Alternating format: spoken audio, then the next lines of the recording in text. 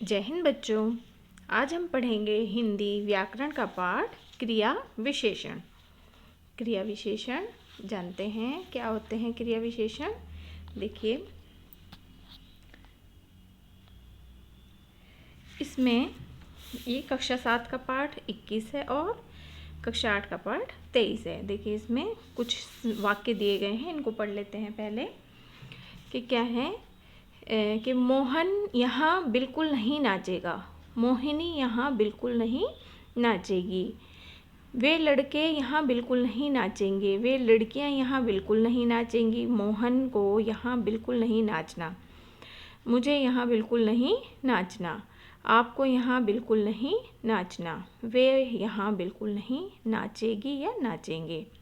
ठीक है, अब आपने क्या देखा इसमें। आपने देखा कि मोहन, मोहिनी, वे लड़के, वे लड़कियां, मुझे, आपको, वे बदल रहे हैं, है ना, बदल रहे हैं। कि यहाँ पर देखो, मोहन मोहिनी हो गया, वाक्य में मोहन है, मोहिनी हो गया, फिर वे लड़के हो गया, वे लड़कियां हो गया, और फिर मुझे हो गया, आपको हो गया, वे हो गया, ये सब बदल गए। कर्ता के अनुसार क्रियापद नाचेगा। अब जो ये कर्ता है सब्जेक्ट है, जैसे मोहन, मोहिनी, ये सब क्या है, सब्जेक्ट है, कर्ता है। ठीक है, इनके अनुसार क्या हो गया कि क्रिया भी बदल गई कि नाचेगा, नाचेगी। अगर मोहन है तो नाचेगा हो गया, मोहिनी है तो नाचेगी हो गया। ठीक है ना, और लड़के हैं तो नाचेंगे हो गया, लड़कियां हैं तो नाचेंगी, या वे क्या है, नाचेगी, नाचना, ये सब बदल रहे हैं। तो ये परिवर्तनशील है, ठीक है ना, बदल रहे हैं, इसलिए ये विकारी कहलाते हैं। अब दूसरे शब्दों में हम क्या कह सकते हैं कि यहाँ बिल्कुल और नहीं, ये इन शब्दों का प्रयोग किया गया है। यहाँ बिल्कुल, यहाँ और बिल्कुल और नहीं किसी भी लिंग, वचन या कारक के होने पर बदलते नहीं हैं। ठीक है ना, अब चाहे वो लड़का है, लड़की है, और उसमें क्रिया जो भी हो रही है वो क्या है, लिंग, वचन, कारक के कारण बदल नहीं रहे हैं, ये स्थिर रहते हैं, ये ज्यों के त्यों हैं, है ना। ये वाक्य बीच में जो प्रयोग हुए नीले रंग से लिखे हुए हैं, ये स्थिर हैं, ये बिल्कुल भी नहीं बदलते हैं, ये बिल्कुल यहीं स्थिर रहते हैं, माने यहीं पर ही रहेंगे, कहीं हिलेंगे डुलेंगे नहीं। इन्हें अविकारी कहते हैं। दूसरे शब्दों में हम कह सकते हैं कि इनका व्यय नहीं होता, इसलिए ये अव्यय कहलाते हैं। ठीक है ना। अब इसमें दूसरे आप जैसे इसमें कक्षा 8 की किताब में किस तरह से दिया है, देखो नीचे कुछ वाक्य दिए गए हैं रंगीन शब्दों में, इन्हें ध्यान से देखो क्या है। मोहन धीरे से उठा, मोहिनी धीरे से उठी, वे युवक धीरे से उठे, वे युवतियाँ धीरे से उठीं। अब आपने क्या देखा इसमें कि धीरे से में कोई परिवर्तन नहीं हुआ, धीरे से सब में प्रयोग हुआ, चारों वाक्यों में प्रयोग हुआ। यह अविकारी हैं, इनमें कोई विकार परिवर्तन नहीं होता है। जिनमें कोई परिवर्तन नहीं होता उन्हें क्या कहते हैं, विकारी या अव्यय कहते हैं। ठीक है ना। तो इन शब्दों में कोई बीच में परिवर्तन नहीं हुआ है और इससे अव्यय कहते हैं। इस अव्यय हैं ये क्योंकि ये बदलते नहीं हैं। अव्यय क्या होते हैं, वो बदलते नहीं हैं, ज्यों के त्यों वाक्य में प्रयोग किए जाते हैं। तो अव्यय की परिभाषा हम कैसे बना सकते हैं कि जो पद लिंग, वचन या कारक के बदलने पर भी नहीं बदलते वे अव्यय कहलाते हैं। ठीक है ना, अव्यय हो गए सबसे पहले, और फिर अव्यय के भेद आते हैं। अव्यय के भेदों में भेद आते हैं, 5 भेद होते हैं अव्यय के। ठीक है, सबसे पहला होता है क्रिया विशेषण, फिर संबंध बोधक, समुच्चय बोधक, विस्मयादि बोधक और निपात। और ऐसे ही आपके दोनों पुस्तक में दिए हुए हैं, देखिए आप, ये इसके अव्यय के भेद दिए हैं। क्रिया विशेषण है, समुच्चय बोधक, संबंध बोधक, विस्मयादि बोधक और निपात। ठीक है, ये जो इनमें शब्द प्रयोग किए जाते हैं वो बदलते नहीं हैं। तो आज हम अव्यय का पहला जो भेद है क्रिया विशेषण, उसके बारे में हम इस पाठ में पढ़ेंगे। अव्यय का सबसे पहला भेद है क्रिया विशेषण, इसको हम पढ़ेंगे।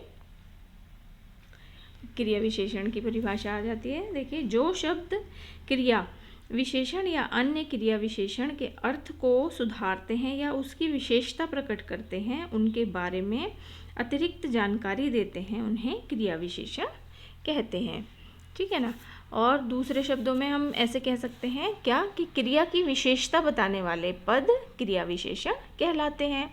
अब क्रिया तो आप जानते हैं, जो क्रिया मतलब किसी काम को करना या होना, किसी काम का करना या होना क्रिया है, और विशेषण क्या है? विशेषण किसी भी चीज़ की विशेषता जब बताई जाती है, संज्ञा या सर्वनाम शब्दों में जिसकी विशेषता बताई जाती है वो विशेषण होते हैं। तो अब क्या हो गया, इन दोनों में क्रिया और विशेषण माने जो क्रिया हो रही है उसकी विशेषता बताई जाएगी तो वो क्रिया विशेषण हो जाता है। क्रिया की विशेषता बताने वाले शब्द या पद क्रिया विशेषण कहलाते हैं। इस से समझ में आया होगा आपको। अब जैसे विशेषण किसी संज्ञा या सर्वनाम को विशेषता बताते हैं, वैसे ही क्रिया विशेषण शब्द क्रिया की विशेषता या अर्थ उसका बताते हैं या उसकी क्रिया की विशेषता बताते हैं, ठीक है ना। अब जैसे यहाँ पर क्या है, लता अच्छा गाती है।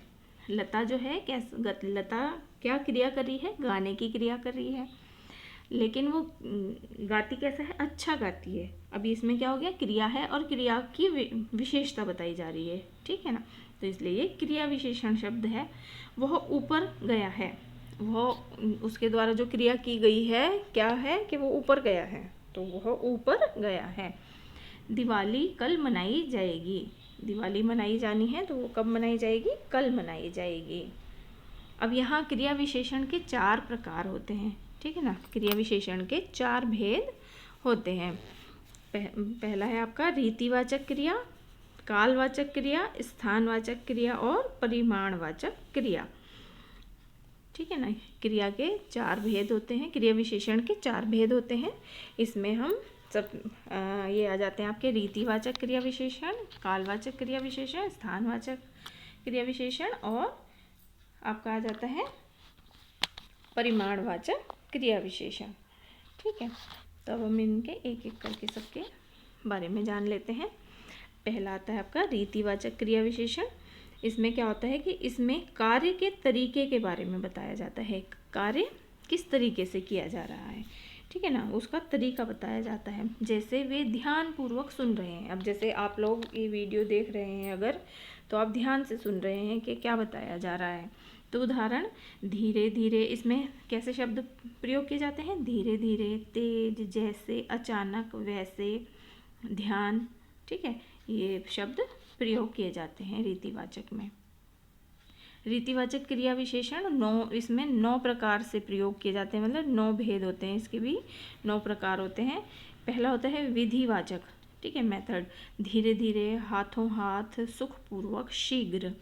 इसमें निश्चयवाचक भी होते हैं, जैसे जरूर, निस्संदेह, इस तरह का के भी वाक्य जब प्रयोग किए जाते हैं उनके बीच में ये शब्द आपको मिलेंगे। अनिश्चयवाचक में अक्सर, कदाचित, शायद, संभवतः, इस तरह के वाक्य शब्द आपको मिलेंगे। हेतुवाचक होते हैं, जैसे अतएव, इसलिए, किस लिए, इस तरह के शब्द आपको वाक्यों के बीच में मिलेंगे।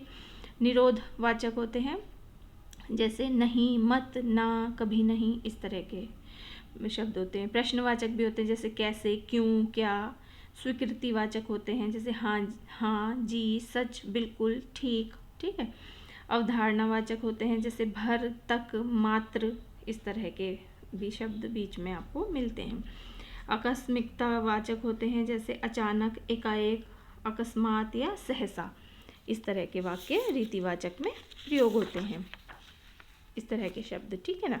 तो इनमें वाक्यों पर बीच में ज़्यादा जोर दिया जाता है इन वाक्यों पर, ठीक है ना।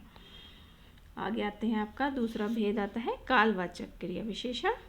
जो शब्द कार्य के किसी समय होने का बोध कराएं उन्हें कालवाचक क्रिया विशेषण कहते हैं, ठीक है ना।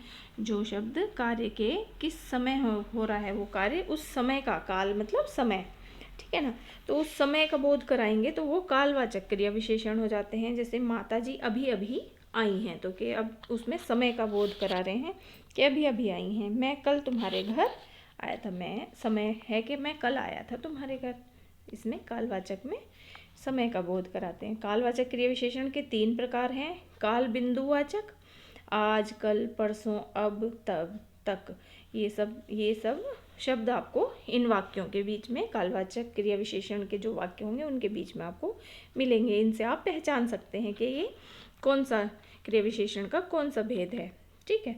अवधिवाचक होते हैं, जैसे आज, कल, सदैव, रात भर, दिन भर, इस तरह के शब्द आपको मिलेंगे। बारंबारतावाचक, कि हर दिन, रोज, प्रतिदिन, प्रतिवर्ष, इस तरह के होंगे। ठीक है। अब फिर आता है आपका तीसरा स्थानवाचक क्रिया विशेषण।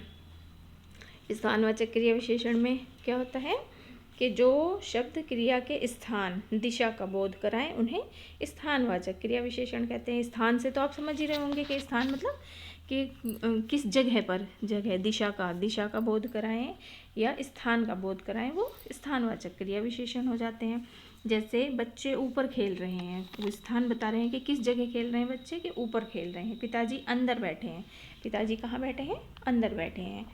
और भी कह सकते हैं जैसे रास्ते, उस रास्ते पर बाईं ओर मुड़ जाना, या इसमें प्रश्नवाचक भी प्रयोग किए जाते हैं। जैसे किशनपुर गांव कहाँ है, पूछ लेते हैं कहाँ। इस तरह के शब्द आपके इसमें प्रयोग होते हैं स्थानवाचक में। स्थानवाचक क्रिया विशेषण दो प्रकार के होते हैं, जैसे स्थितिवाचक और दिशावाचक। इसमें स्थितिवाचक जैसे आस पास, आर पार, चारों ओर, आगे पीछे, अंदर बाहर, जहाँ तहाँ, इस तरह के शब्द प्रयोग किए जाते हैं। इसमें दिशावाचक में क्या होता है कि आमने सामने, ऊपर नीचे, दाएं बाएं, इधर उधर, इस तरह के शब्द प्रयोग किए जाते हैं। ठीक है ना। चौथा आता है आपका परिमाणवाचक क्रिया विशेषण। जो शब्द क्रिया की मात्रा के बारे में बोध कराएं उन्हें परिमाणवाचक क्रिया विशेषण कहते हैं। ठीक है ना। मात्रा बताना कि कितनी मात्रा है, तो परिमाण देना उस चीज़ का, तो मात्रा के बारे में बताएं, वो परिमाणवाचक क्रिया विशेषण होते हैं। जैसे अब मैं बिल्कुल थक गया हूँ, कि अब मैं बिल्कुल थक गया हूँ, उतना खाना चाहिए जितना पच सके। अब ये कितने प्रकार के होते हैं, ये भी 5 प्रकार के होते हैं। अधिकतावाचक, इसमें किस तरह के शब्द प्रयोग किए जाते हैं, खूब, अत्यंत, अधिक। न्यूनतावाचक, इसमें कम, थोड़ा। पर्याप्तवाचक, इसमें पर्याप्त या काफ़ी, ये शब्द प्रयोग किए जाते हैं। तुलनावाचक, कितना, जितना। या श्रेणीवाचक, इसमें बारी बारी से, कम से, थोड़ा थोड़ा, इस तरह के शब्द प्रयोग किए जाते हैं। ठीक है ना।